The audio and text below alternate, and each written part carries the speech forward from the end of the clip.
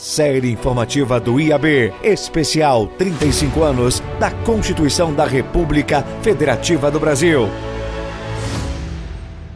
Meu nome é Cláudio Araújo Pinho, eu tenho 55 anos, sou um homem branco, 1,88 m, calvo, e estou aqui para falar um pouquinho sobre os 35 anos da Constituição. Como eu tenho 55, a Constituição foi promulgada quando eu estava dentro do banco acadêmico, ou seja, eu estava na faculdade na época. E depois, graças ao IAB, eu conheci e acabei fazendo amizade com muitos dos juristas, dos pensadores do direito que fizeram cada trecho, cada parte da Constituição Federal. Coube a mim falar sobre da ordem econômica financeira, os artigos 170 e seguintes, e eu trouxe a nossa jovem mocinha aqui para nos ajudar.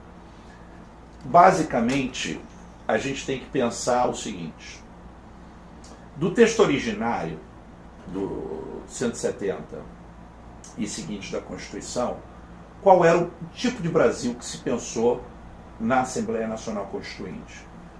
O tipo de Brasil que se pensou na época era um Brasil 100% público.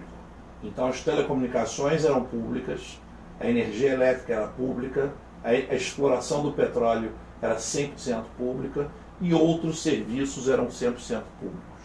Na ocasião, a administração, administrar, segundo dizia Seabra Fagundes, é aplicar a lei de ofício. E essa era a mentalidade do servidor público no momento da elaboração da Constituição. Então se pensou um sistema tributário para uma área pública muito forte, se pensou no sistema todo matricial e quase que piramidal das questões hierárquicas das leis.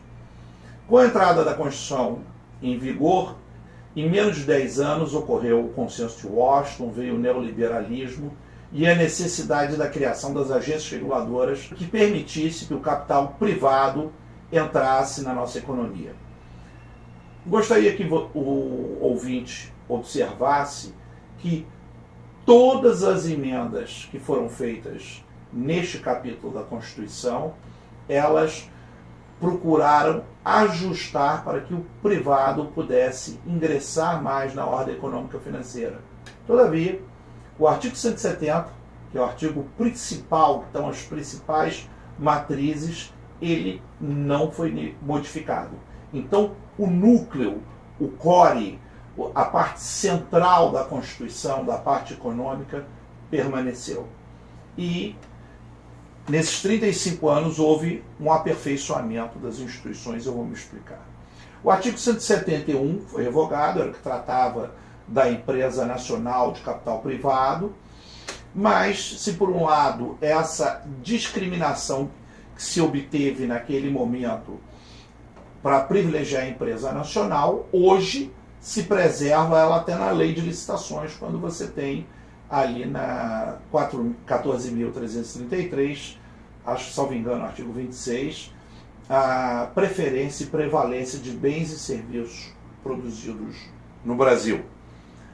O 172, ele trata do interesse nacional. É muito interessante essa expressão, interesse nacional. Por quê? Porque alguns bens, como energia elétrica e petróleo, eles eram tratados como bens estratégicos.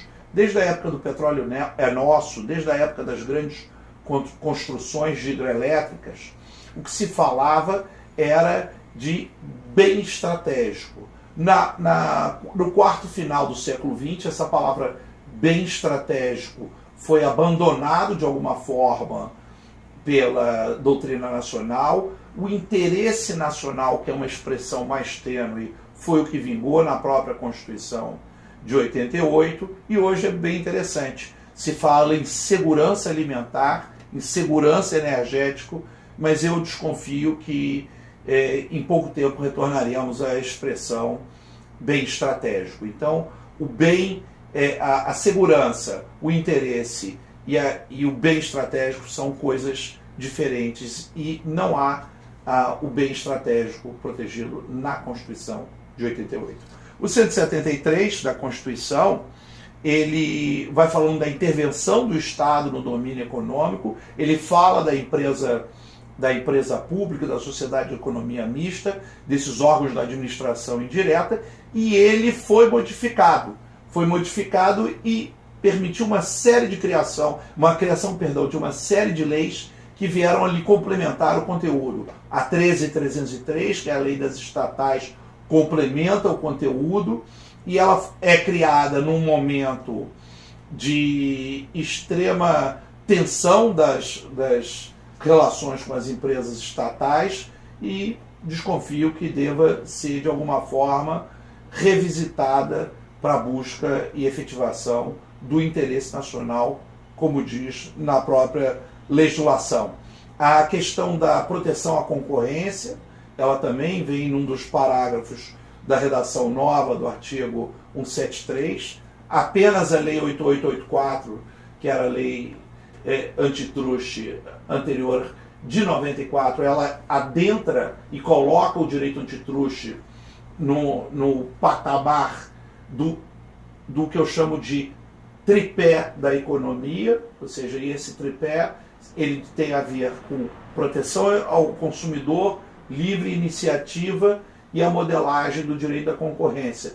Tudo isso sem a gente esquecer o direito dos trabalhadores, os direitos sociais, como deve ser lido sempre no caput do artigo 170.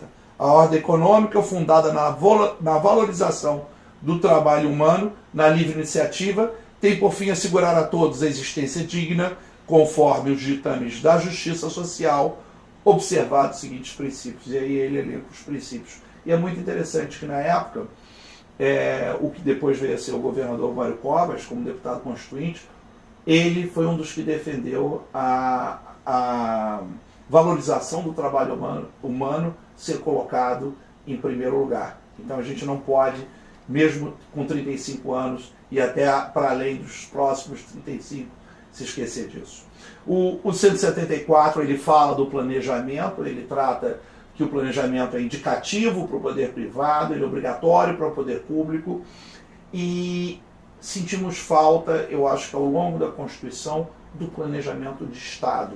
Pode ser que até a falta ou o abandono da expressão de bem estratégico nos colocou muito mais, às vezes, com políticas e planejamentos de governo, muito mais como políticas de Estado. E está na hora da gente voltar para a política de Estado. O 175, ele fala das concessões, e a gente criou uma lei de concessões.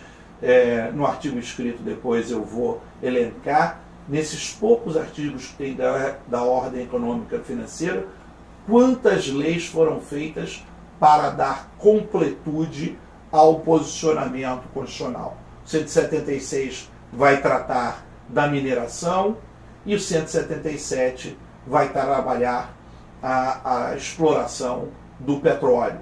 Quer dizer que o 177 hoje ele protege não só a exploração do petróleo, mas também ele adentra para a transição energética, até porque a tecnologia da transição energética passa pela mesma tecnologia em determinado aspecto do petróleo, tal como a captura de carbono, que é o mesmo processo, ao contrário, ao invés de eu perfurar para retirar, eu perfuro para eu enterrar o CO2. O 178, ele vai falar dos transportes aéreos, ele vai falar do transporte aquático e terrestre. Reparem, todas essas atividades econômicas hoje, ou protegidas por uma legislação própria, protegidas por uma legislação própria, por agências reguladoras, onde funciona o privado e onde bem funciona o público. Em alguns setores, como o setor aéreo, e aí pegando emprestado o conceito do direito da concorrência, eu acredito que ainda falta a gente aprimorar as instituições para ter a dessegmentação. Ou seja, por que uma pequena companhia aérea não pode surgir para fazer por um pequeno trecho uma regulamentação mais simplificada? O Brasil é um manancial de potencialidades para serviços rodoviários e aeroviários e aquaviários. Falta a gente destravar, ainda que seja na doutrina, um pouco dessa dessa interpretação.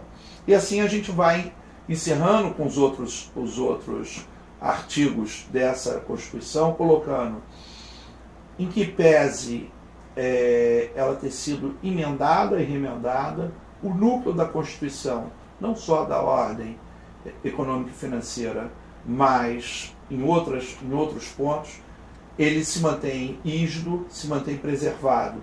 E aí, isso teve um trabalho muito grande, muito forte do próprio Supremo Tribunal Federal, que, apesar das críticas que sofre, ou que tem sofrido nos últimos anos, fez um grande trabalho em sair do poder não só normativo e caminhar para a interpretação principiológica. Então, eu acho que hoje, com 35 anos, a gente já passou pelas dores do crescimento, a gente já está maduro para os próximos 35 anos.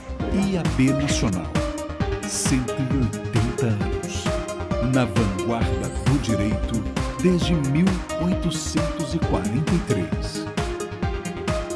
Associe-se.